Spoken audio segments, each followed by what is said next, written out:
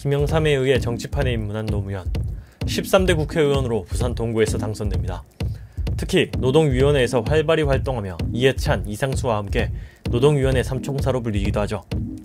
정치판 내내 언론의 질타를 받았는데 현대중공업 파업 현장 강의에서 한 말 중에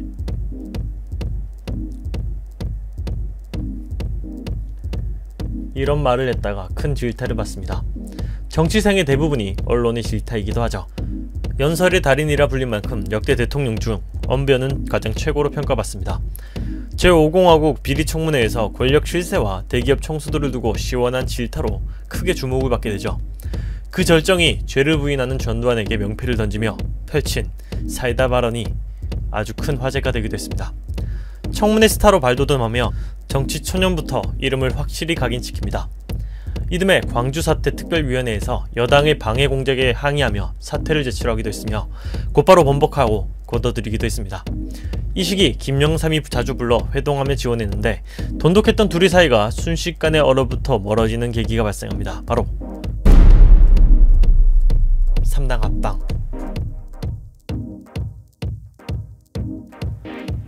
이 사건은 현대사에 가장 가까이 위치한 큰 사건으로 최대 규모의 3대 정당이 합하며 거대 정당의 등장과 함께 전두환 노태우 정권의 기조 확립과 김영삼 본인의 차기 대통령 입지가 강화된 사건이죠.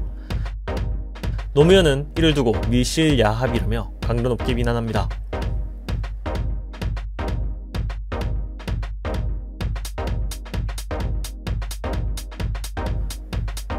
김영삼이 선언하는 순간 반기를 든 유일한 사람, 노무현.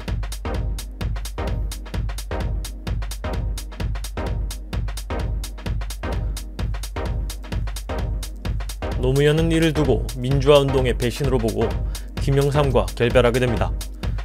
이를 계기로 노태우 정권에서 그는 사찰 대상자 중 한 명으로 감시당하게 됩니다.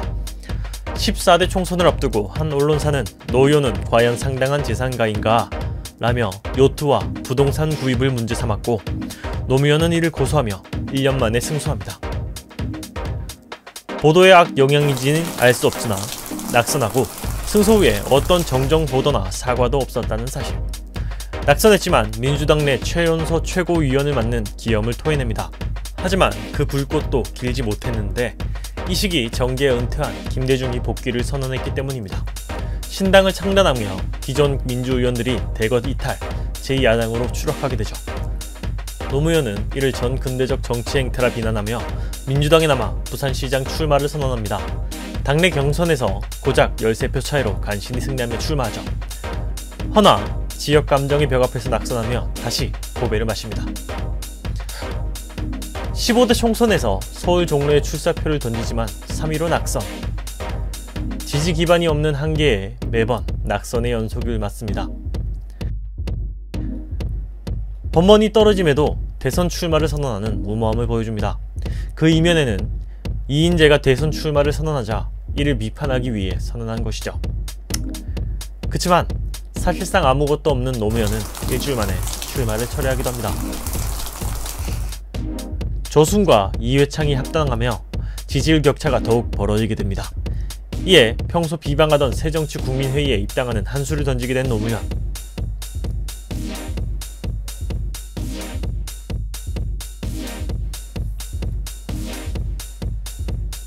김대중의 승리로 노무현 정치 역사상 최초로 여당이 몸을 담게 되죠. 줄곧 낙선하던 노무현은 이명박의 선거법 위반으로 공석이 된 종로구에서 당선에 성공합니다. 무려 6년 만에 국회로 복귀. 2년 후 총선에서 깜짝 놀랄 행보를 보입니다.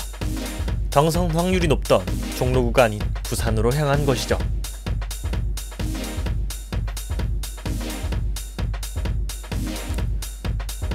지역민들의 안건을 1년 가까이 공들이며 준비했던 노무현. 부산 지역구로 향했지만 허태열 후보의 도가 넘는 비방전. 다음은 허태열 후보의 당시 연설문이기도 합니다. 지역 감정에 무릎을 꿇으며 낙선하게 됩니다. 아무도 없는 공터 연설은 아직도 회자되는 장면이죠. 훗날 문성군 후보가 그 공터를 찾아 연설하며 울부짖기도 했습니다. 낙선했지만 그의 순수성을 믿는 민심은 노사모로 이어지며 바보라는 별명을 그에게 안깁니다. 실패한 도전이지만 성공을 향한 발판을 만들어준 계기가 바로 이때죠. 낙선했지만 김대중 정부의 부름에 해양수산부 장관을 지내며 활동을 이어갑니다.